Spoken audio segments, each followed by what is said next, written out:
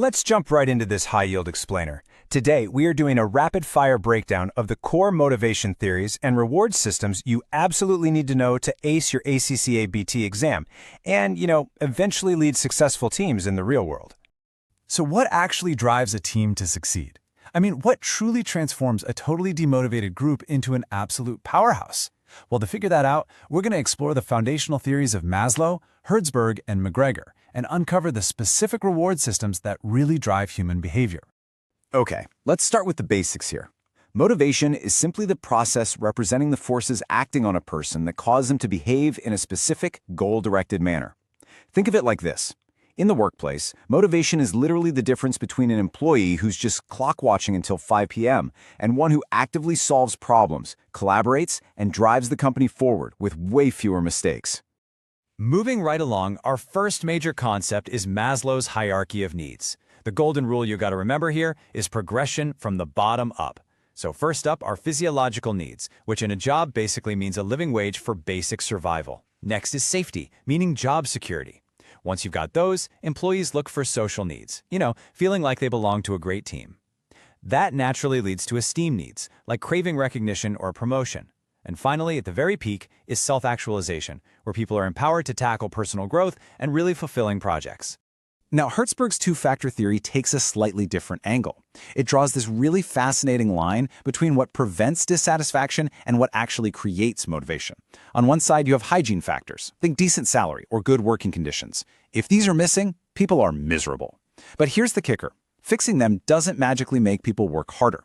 To get true satisfaction, you need motivators. These come from the work itself, like achievement, recognition, or being trusted with real responsibility. And that brings us to how leaders actually view their teams, perfectly captured by McGregor's Theory X and Theory Y. Picture your classic micromanager. That's a Theory X leader. They assume people just inherently hate work, avoid responsibility, and literally need to be coerced or threatened to get things done.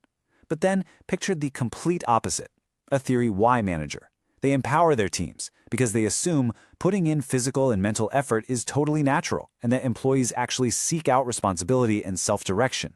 Night and day, right? So how do we actually reward team performance in a way that matches the employee's goals with the organization's goals? Well, it takes a solid mix.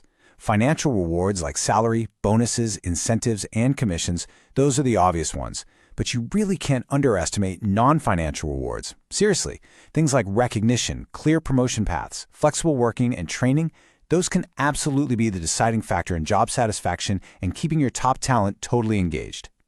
Now, a really huge exam concept to lock down is performance-related pay, or PRP. This is an incentive scheme that ties your pay directly to the pace of work or effort. The big advantage? It directly encourages effort. But you absolutely must remember its main limitation. PRP can cause serious conflict because an employee might just chase a quick, short-term bonus by rushing their work, which totally sacrifices the long-term objectives and quality of the organization. All right, go ahead and grab a screenshot of this final revision summary. It perfectly breaks down what we just covered. Maslow's 5 levels of human needs, Herzberg's hygiene versus motivators, McGregor's X and Y theories, the mix of financial and non-financial awards, and exactly what PRP is. Keep this handy, and you are going to completely crush your ACCA BT questions. But before we wrap up this explainer, I want to leave you with one thought. When you eventually become an ACCA qualified manager, will you lead with the rigid control of Theory X or the empowering trust of Theory Y?